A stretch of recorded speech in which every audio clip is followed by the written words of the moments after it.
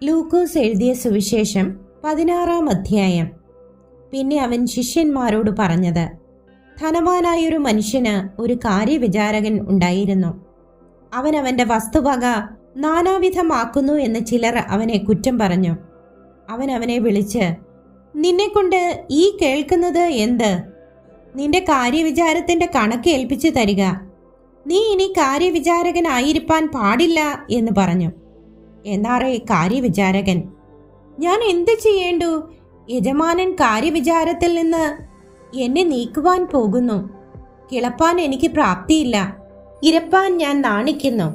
എന്നെ കാര്യവിചാരത്തിൽ നിന്ന് നീക്കിയാൽ അവർ എന്നെ തങ്ങളുടെ വീടുകളിൽ ചേർത്തുകൊള്ളുവാൻ തക്കവണ്ണം ഞാൻ ചെയ്യേണ്ടത് എന്ത് എന്ന് എനിക്കറിയാമെന്ന് ഉള്ളുകൊണ്ട് പറഞ്ഞു.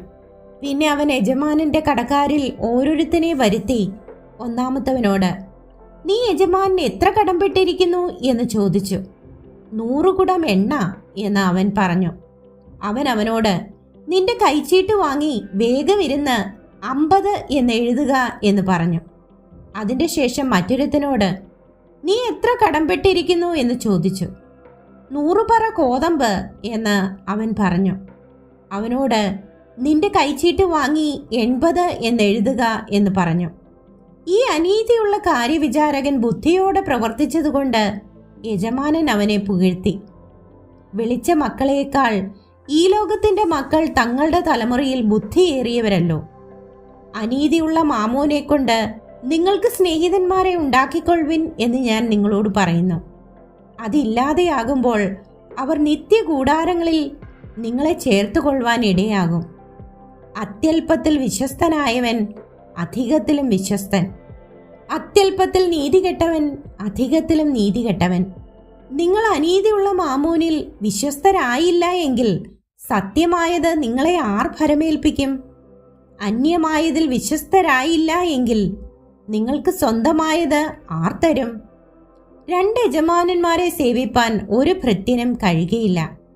അവൻ ഒരുവനെ പകച്ച് മറ്റവനെ സ്നേഹിക്കും, അല്ലെങ്കിൽ ഒരുത്തനോട് പറ്റിച്ചേർന്ന് മറ്റവനെ നിരസിക്കും. നിങ്ങൾക്ക് ദൈവത്തെയും മാമോനെയും സേവിപ്പാൻ കഴിയുകയില്ല. ഇതൊക്കെയും ദ്രവ്യാഗ്രഹികളായ പരീശന്മാർ കേട്ട് അവനെ പരിഹസിച്ചു. അവൻ അവരോട് പറഞ്ഞത്, നിങ്ങൾ നിങ്ങളെ തന്നെ മനുഷ്യരുടെ മുൻപാകെ നീതീകരിക്കുന്നവർ ആകുന്നു. ദൈവമോ നിങ്ങളുടെ ഹൃദയം അറിയുന്നു. മനുഷ്യരുടെ ഇടയിൽ ഉന്നതമായത് ദൈവത്തിന്റെ മുൻപാകെ അറപ്പത്രേ. ന്യായപ്രമാണത്തിന്റെയും പ്രവാചകന്മാരുടെയും കാലം യോഹന്നാൻ വരെ ആയിരുന്നു. അന്നു മുതൽ ദൈവരാജ്യത്തെ സുവിശേഷിച്ചു വരുന്നു. എല്ലാവരും ബലാത്കാരേണ അതിൽ കടപ്പാൻ നോക്കുന്നു. ന്യായപ്രമാണത്തിൽ ഒരു പുള്ളി വീണു പോകുന്നതിനേക്കാൾ ആകാശവും ഭൂമിയും ഒഴിഞ്ഞു പോകുന്നത് എളുപ്പം. ഭാര്യയെ ഉപേക്ഷിച്ച് മറ്റൊരുത്തിയെ വിവാഹം കഴിക്കുന്നവനെല്ലാം വ്യഭിചാരം ചെയ്യുന്നു. ഭർത്താവ് ഉപേക്ഷിച്ചവളെ വിവാഹം കഴിക്കുന്നവനും വ്യഭിചാരം ചെയ്യുന്നു. ധനവാനായൊരു മനുഷ്യനുണ്ടായിരുന്നു. അവൻ ധൂമ്രവസ്ത്രവും പട്ടും ധരിച്ച് ദിനം പ്രതി ആഡംബരത്തോടെ സുഖിച്ചുകൊണ്ടിരുന്നു. ലാസർ എന്നു പേരുള്ള ഒരു ദരിദ്രൻ വ്രണം നിറഞ്ഞവനായി അവന്റെ പടിപ്പുരയ്ക്കൽ കിടന്ന് ധനവാന്റെ മേശയിൽ നിന്ന് വീഴുന്നത് തിന്ന് വിശപ്പടക്കുവാൻ ആഗ്രഹിച്ചു. നായ്ക്കളും വന്ന് അവന്റെ വ്രണം നക്കും. ആ ദരിദ്രൻ മരിച്ചപ്പോൾ ദൂതന്മാർ അവനെ അബ്രഹാമിന്റെ മടിയിലേക്ക് കൊണ്ടുപോയി. ധനവാനും മരിച്ച് അടക്കപ്പെട്ടു. പാതാളത്തിൽ യാതന അനുഭവിക്കുമ്പോൾ മേലോട്ടു നോക്കി ദൂരത്തു നിന്ന് അബ്രഹാമിനെയും അവന്റെ മടിയിൽ ലാസറിനെയും കണ്ടു. അബ്രഹാം പിതാവേ, എന്നോട് കനിവുണ്ടാകണമേ. ലാസർ വിരലിന്റെ അറ്റം വെള്ളത്തിൽ മുക്കി എന്റെ നാവിനെ തണുപ്പിക്കേണ്ടതിന് അവനെ അയക്കണമേ. ഞാൻ ഈ ജ്വാലയിൽ കിടന്ന് വേദന അനുഭവിക്കുന്നു എന്ന് വിളിച്ചു പറഞ്ഞു. അബ്രഹാം, മകനെ, നിന്റെ ആയുസ്സിൽ നീ നന്മയും ലാസർ അവണ്ണം തിന്മയും പ്രാപിച്ചു എന്ന് ഓർക്ക. ഇപ്പോൾ അവൻ ഇവിടെ ആശ്വസിക്കുന്നു, നീയോ വേദന അനുഭവിക്കുന്നു. അത്രയുമല്ല, ഞങ്ങൾക്കും നിങ്ങൾക്കും നടുവേ വലിയൊരു പിളർപ്പുണ്ടാക്കിയിരിക്കുന്നു. ഇവിടെ നിന്ന് നിങ്ങളുടെ അടുക്കൽ കടന്നു വരുവാൻ ഇച്ഛിക്കുന്നവർക്ക് കഴിവില്ല, അവിടെ നിന്ന് ഞങ്ങളുടെ അടുക്കൽ കടന്നു വരുവാനും പാടില്ല എന്ന് പറഞ്ഞു.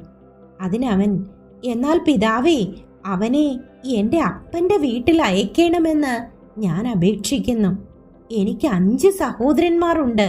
അവരും ഈ യാതനാസ്ഥലത്ത് വരാതിരിപ്പാൻ അവൻ അവരോട് സാക്ഷ്യം പറയട്ടെ എന്ന് പറഞ്ഞു.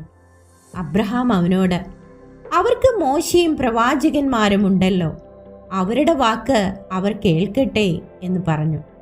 അതിനവൻ, അല്ലല്ല അബ്രഹാം പിതാവേ, മരിച്ചവരിൽ നിന്ന് ഒരുത്തൻ എഴുന്നേറ്റ് അവരുടെ അടുക്കൽ ചെന്നു എങ്കിൽ അവർ മാനസാന്തരപ്പെടും എന്ന് പറഞ്ഞു.